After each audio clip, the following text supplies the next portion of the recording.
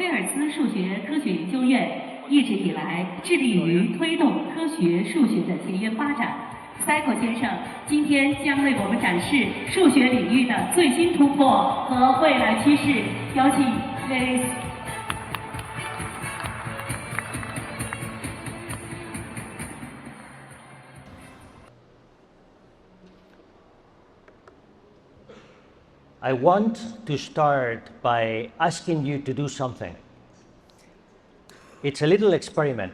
I need you to look to the person to your right and the person to your left, the person in front of you, and the person behind you. Of those 5 people, by the year 2040, only one will do a job that exists today. I repeat, I'm not saying that you're going to be fired. I'm not saying you're going to lose your job. I'm going to say that of the 5 people, 4 will do something that today no one does. This is something that has tremendous consequences for everybody, for society, for the job market. And my role today is to explain to you the role that mathematics is going to play in that. To do that, I'm going to tell you a little bit of the history of mathematics. Mathematics starts with a term that comes from the Greek, which actually means inclined to learn. That already sounds very good, because as we now know, learning is everything. But I want to start with something that may sound familiar to you, may bring you some memories, and that is this equation we have here. This is an equation that tells us about triangles and was developed approximately 4,000 years ago. 4,000 years ago.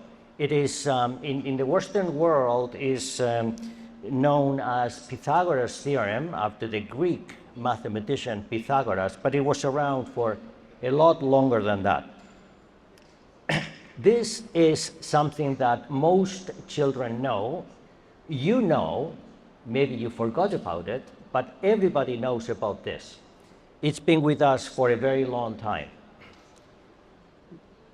This is the same expression in 3 dimensions, which was done a little bit after, maybe 1,000 years after that. And what I want to do now is I want to do the following.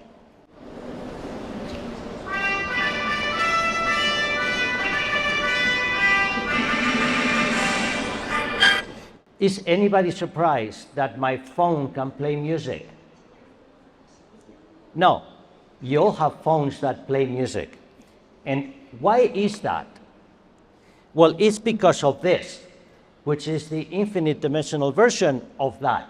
This is what was discovered in the year 1850, 150 years ago, and it became the MP3 technology today.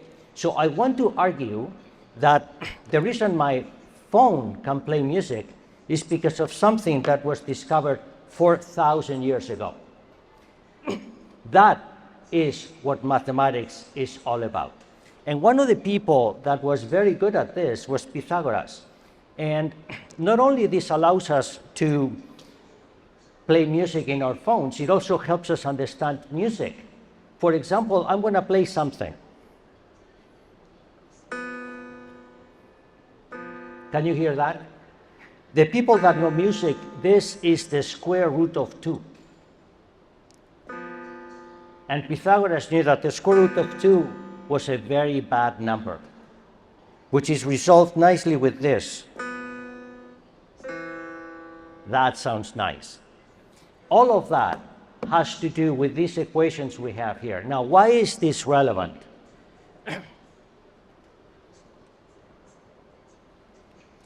It's relevant because it's going to it has created what we now call artificial intelligence. Artificial intelligence is really the same as what I'm talking about. You may be more familiar with the term data science. You probably know about structured data structures or unstructured data structures. And face recognition, for example, is one of those. You know that now we're collecting data on everything.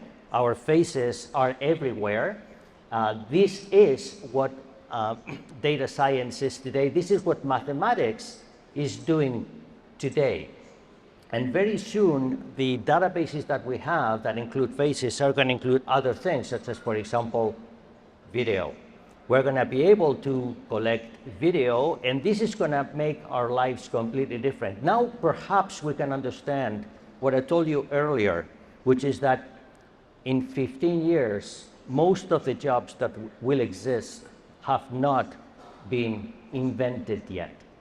And by that I mean, what most of you will do, no one else is doing today. We cannot even imagine what that will be. Okay, this has some very important consequences. And I'm going to go back to Pythagoras, to the Greeks. And he said that nature is written in the language of numbers. We already know that for 4,000 years, this has been true. That's why I can play music on my phone. Today, I have a better sentence, and allow me to say it's mine. Mathematics is the language that computers speak. It's not English, it's not Chinese, it's not French, it's not German, it's math. Math has become a language, and guess what? We all have to learn it. We don't have a choice. If you want to talk to computers, you have to know math. This has very important consequences on talent development, and that's what I want to tell you today. This is my reflection on the realities of training today. The revolutionary change that has happened is that the lifetime of a job is very short. The lifetime of a human is getting longer and longer, and the lifetime of a job is getting shorter and shorter. This has consequences, tremendous consequences, because today, if you look at the sequence of learning, you look at the life of a person, it starts at birth, then you go to school, then you go to university or whatever higher learning you do, and then you go to work. And you're working for typically 40 years. And then you retire. This is what we're used to. I'm telling you, this is finished. We are not going to live like this anymore. We will still be born. That's not going to change. We will probably still go to school. That's not going to change, I don't think. It may change later, but not now. But what is changing today is that there's a blend between going to higher education and working. As you know, students start to get industrial experience, company experience earlier and earlier. But at the same time, people who go to work, they cannot just go to work, because in 15 years, they will be obsolete. They will not know what to do. So we're going to look at a symbiosis, at a combination, at a blend of working and studying. And this is going to be fully integrated with each other. Universities will have to change, will have to adapt, or risk disappearing. And businesses will have to adapt or risk disappearing for lack of competitiveness. And by the way, no retirement.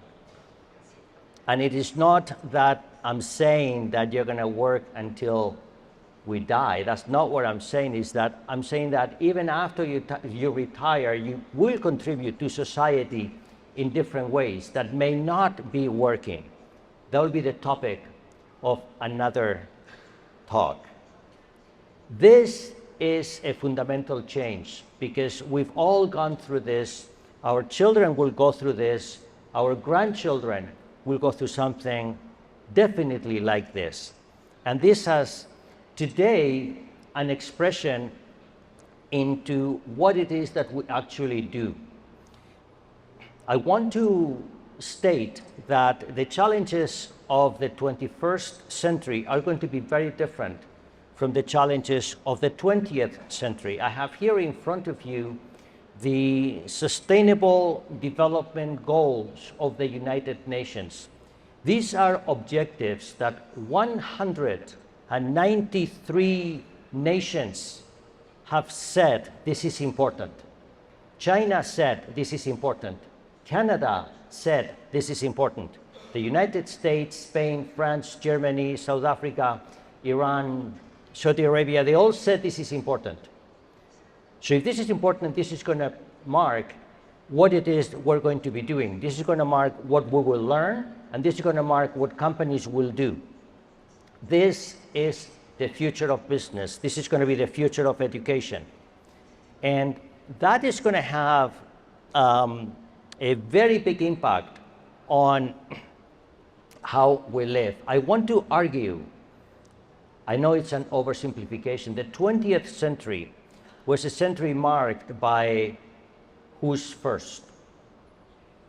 Who's first in sports, who's first in the race to go to the moon, to go into space. It has been like that. We are used to that.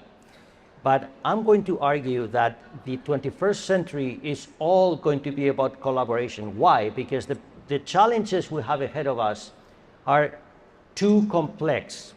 They are too complex for one person. They are too complex for one institution. They are too complex for one country. Coincidentally, technology is bringing us together in ways we have never experienced before. So I want to end my presentation introducing a new term, which I think is going to be a very good definition of what is to come, and that is togetherness. I don't have a good Chinese name for that.